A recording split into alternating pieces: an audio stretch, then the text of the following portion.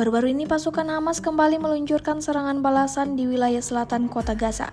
Beredar sebuah video viral di media sosial Telegram Kamis 14 Maret 2024. Dalam video memperlihatkan Brigadi Al-Quds melakukan penyerangan dengan menargetkan kendaraan militer Israel. Terlihat detik-detik dua anggota Hamas meluncurkan satu persatu bom dengan menggunakan senjata pamungkasnya. Tak jauh dari posisi sebelumnya, anggota Hamas lainnya juga meluncurkan bom di titik yang berbeda. Pasukan Hamas berhasil menyita pesawat Israel Evo Max 4T di wilayah Beit Lahia, utara jalur Gaza. Diketahui Israel melakukan 10 pembantaian di jalur Gaza selama 24 jam terakhir.